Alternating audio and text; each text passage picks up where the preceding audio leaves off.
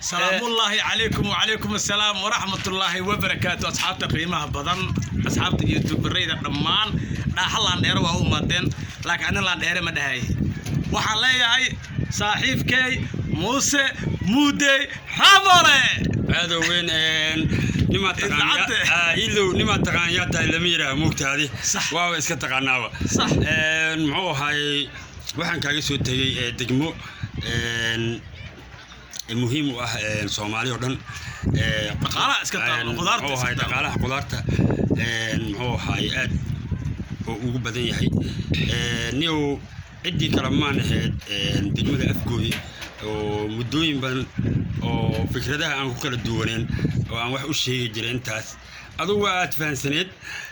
wax walba oo socdaan anigana waxa igu ka dambeysay maalintii madaxweynaha Maxamed Cabdullaahi Farmaajo oo muxuu ahay beertii yes ya oo kuweedka ma filada Dubai Imaaraadka ha oo aniga muxuu ahay Shariif Sakiin صح boorkiis bada ku dhufanay ninka dartaada loo bedelay ninka dartaada waa loo bedelay amiin sababtoo ah arrintaas waxay ahayd abu 6 bilood ay ahayd moogtahay صح in kasta oo dhameystay Shariif Sakiin inuu haddana sii hayo isbedel doonaaba muxuu ahay dawladdan laga raadinayo hadda muus waxaan ka rabaa suugle maalin maxaa fariin u dir leedahay asxaabta dhammaan reer Afgooy waxaan leeyahay horta nabad ku soo kaca nabadna ku jiifta waxaana muxuu ahay dhawaan idin imaanayo ciidamo oo ka socdaan laandheere koonfur galbeed alaashaan koonfur galbeed marka hadalka niisi jilciyo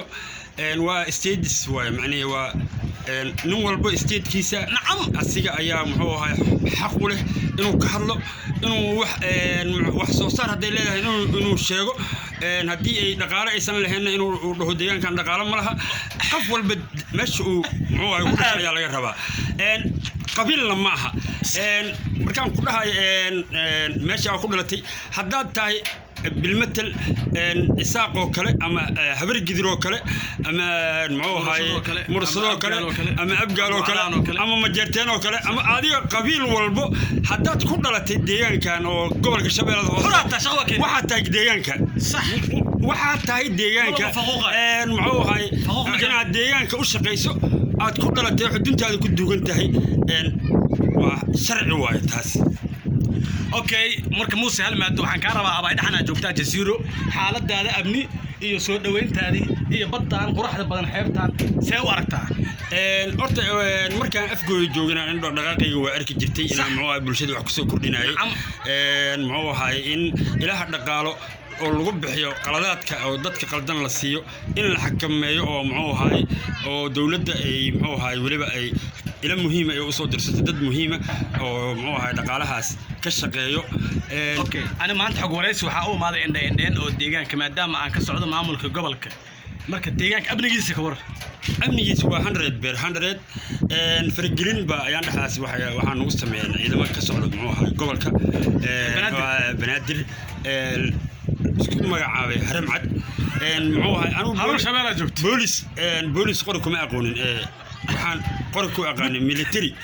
military ayaan qori ku aqaanay marka waxaan rabaa Soomaali booliska annaga hadda kuwa nala jooga hadda oo gobolka banaadir oo ka yimaadeen halkan ku ixtiraamno